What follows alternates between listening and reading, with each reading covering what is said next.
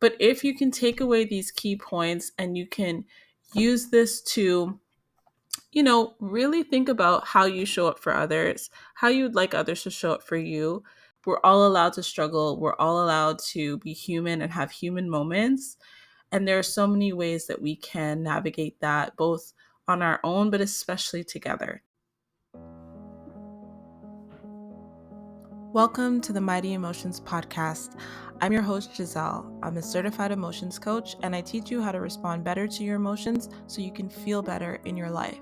My mission is to show you how to work with your emotions to become more emotionally resilient. Your emotions are not designed to overpower you, they're designed to empower you. On this podcast, I share what our emotions are, how to understand them and work with them, and the tools you need to reclaim your power and get unstuck from emotional pain so you can find fulfillment in your life again. I'm so glad you're here. Now let's get into the episode.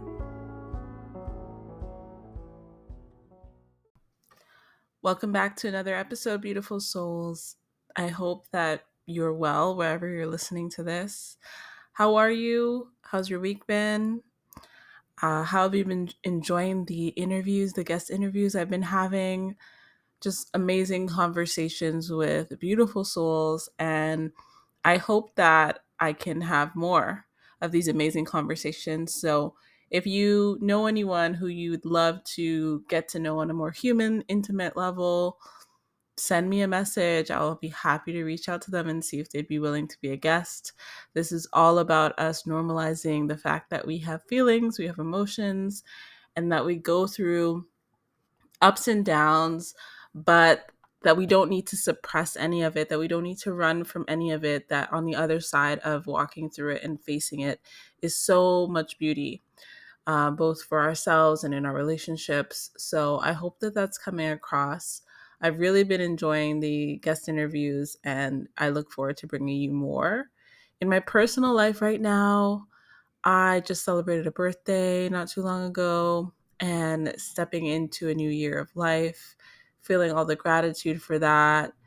Really, really excited, but also not entirely clear about where I want to go or what I want to do. And I go through these periods where I don't have that clarity and I'm a little bit like, we're in a bit of a void, but that's what transitions feel like, and I'm familiar with it now. So I trust it and I stay curious and I stay open.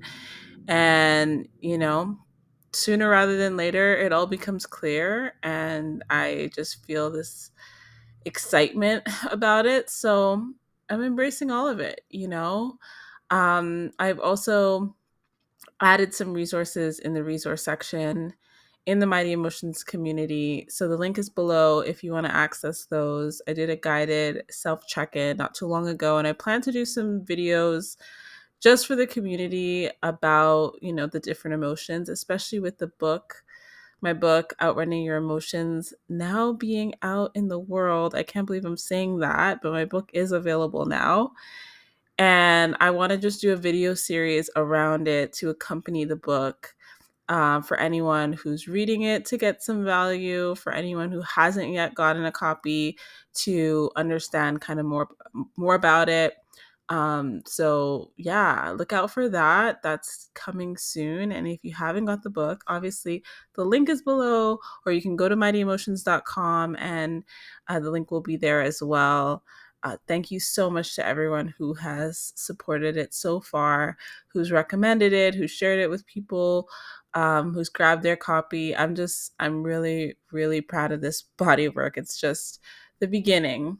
So yeah, let me know how you're enjoying it and if you're finding it valuable. Because I would love to get that feedback and know how I could maybe update it for another edition or create a different resource entirely around it. So lots coming. I hope that everything I share here is supportive to you.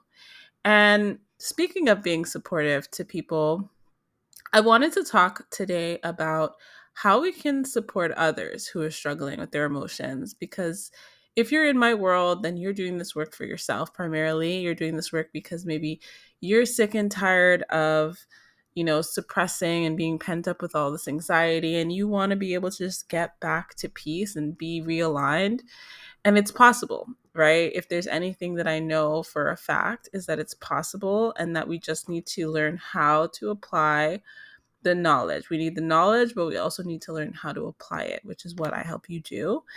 And when it comes to helping others who are struggling emotionally, this can leave us feeling really powerless and really helpless, and it can bring up a lot of feelings for us. So, I'm also a certified emotional CPR practitioner, and that is a trauma informed approach to supporting people who are navigating emotional crisis.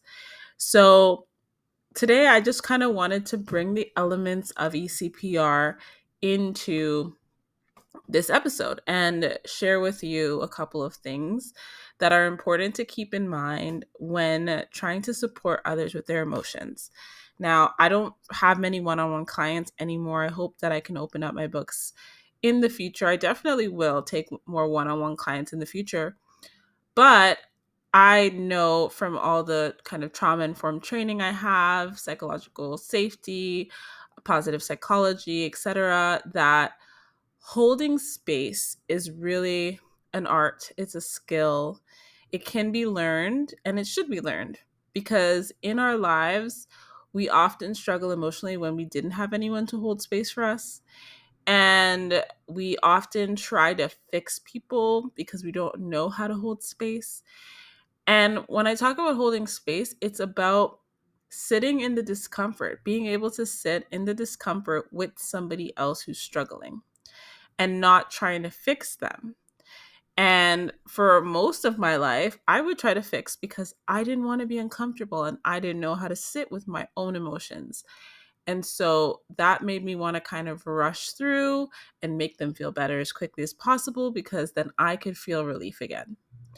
And that didn't help anyone, if I'm being honest. It didn't help anyone. It didn't help me connect with others, because the energetic current, the unspoken energetic message there was that I don't want to have to deal with your feelings. I don't want to be uncomfortable.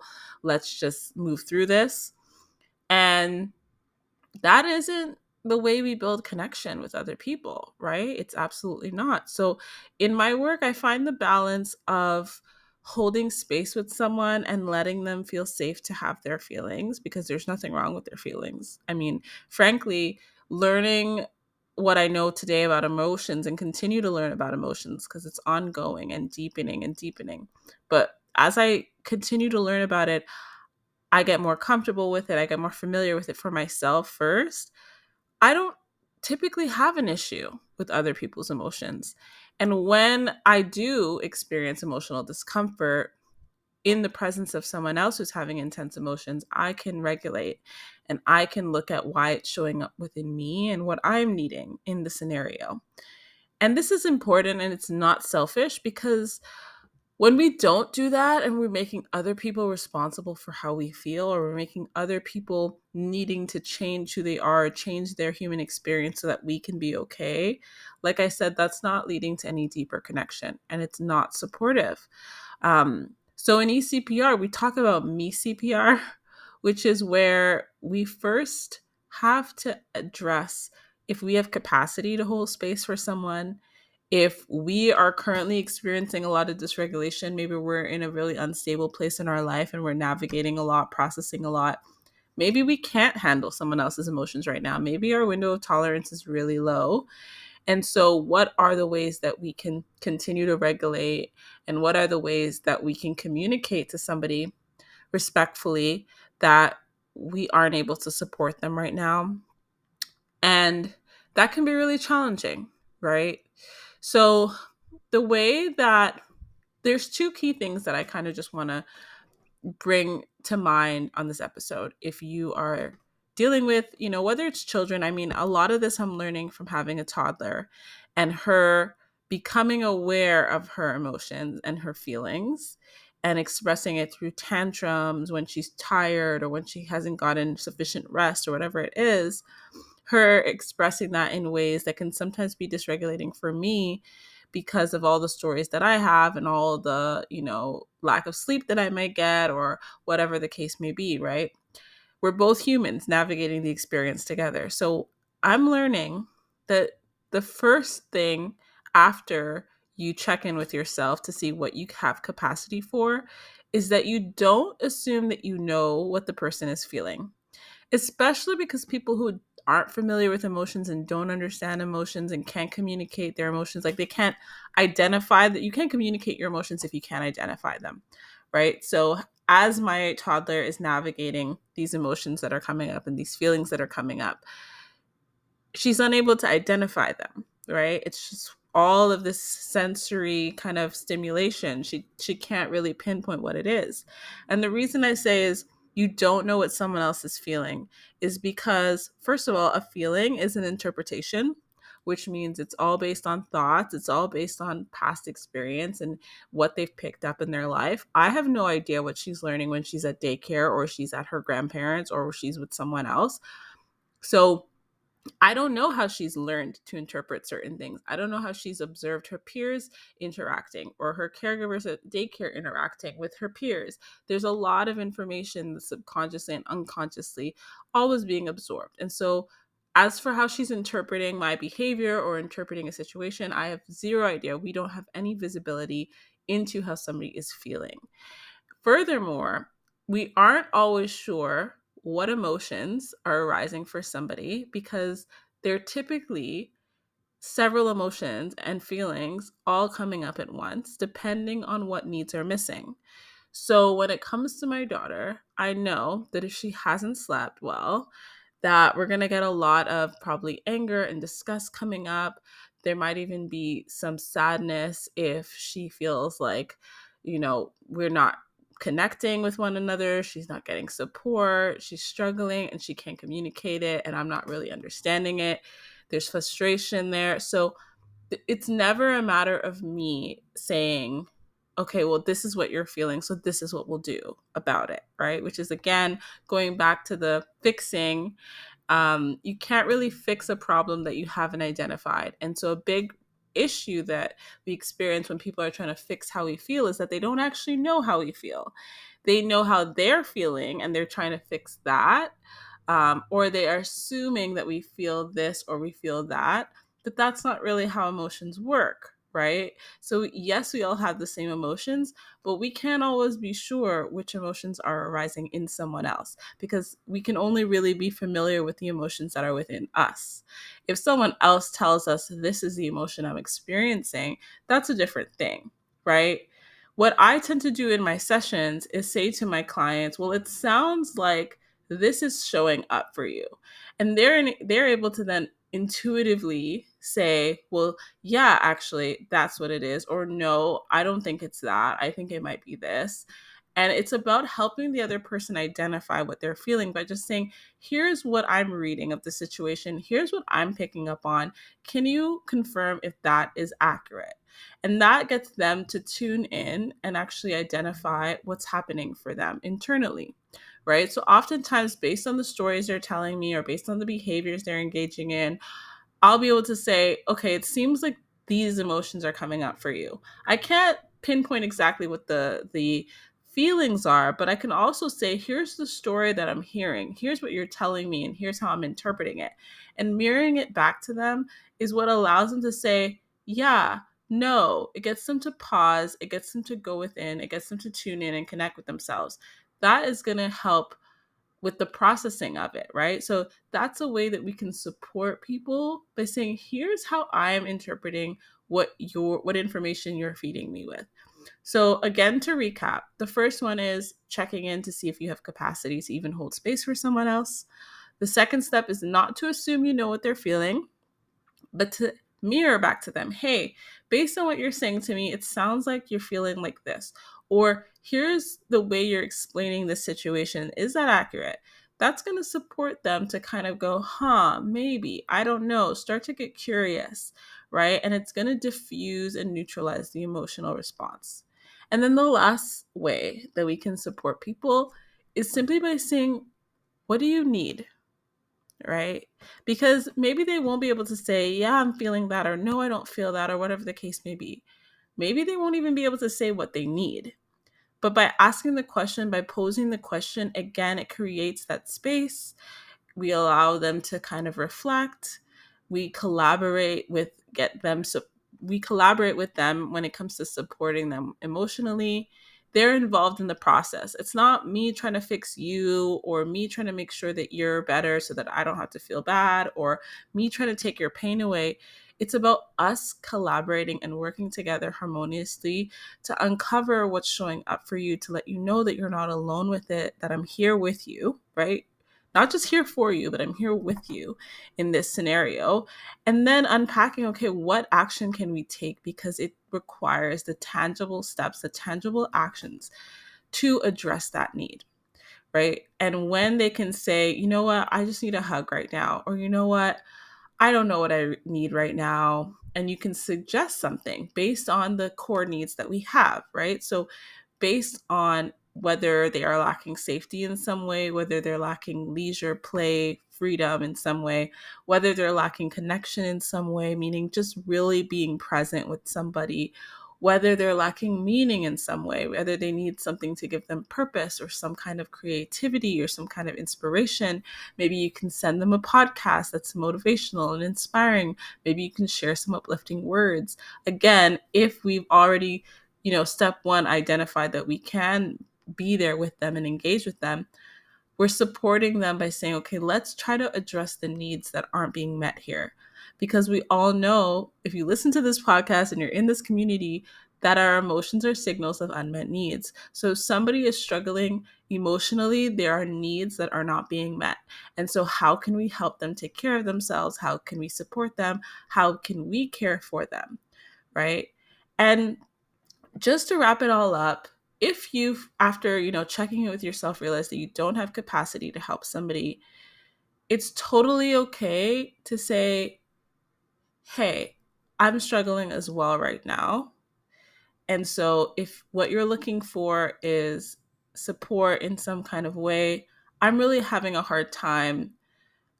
Can we do something else right now? Can we do something that's nourishing for both of us? Can we take a few deep breaths together? I want to hear what you're going through, but can we practice regulating together first and get into a state of co-regulation with one another, right? And see if they're willing to say, yeah, you know what, let's take a beat, let's tune in, let's breathe, let's hum, let's just kind of pause together and co-regulate. And then you might find that you have a little bit more space. Sometimes when my daughter's really struggling, I have to step away. I have to breathe on my own. But sometimes I have to kneel down beside her and say, okay, let's breathe. Okay, mama's going to breathe right now. Okay. Right. Or I need to, engage some humor. Right. And let's say, okay, I don't have the space for us to unpack this and deal with this right now. Can we go and look out the birds outside? Can we go and get some fresh air together?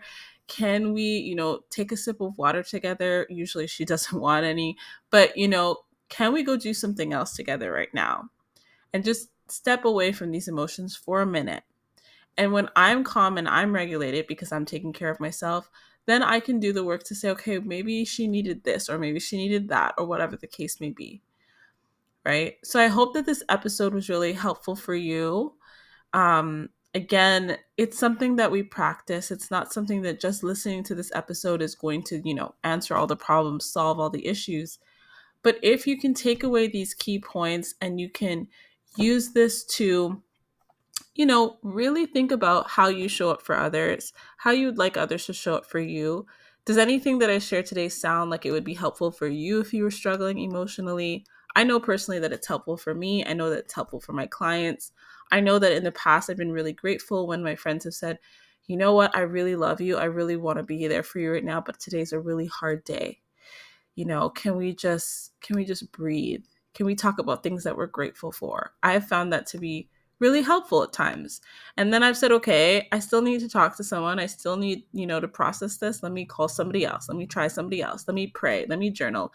Let me go for a walk in the forest, right?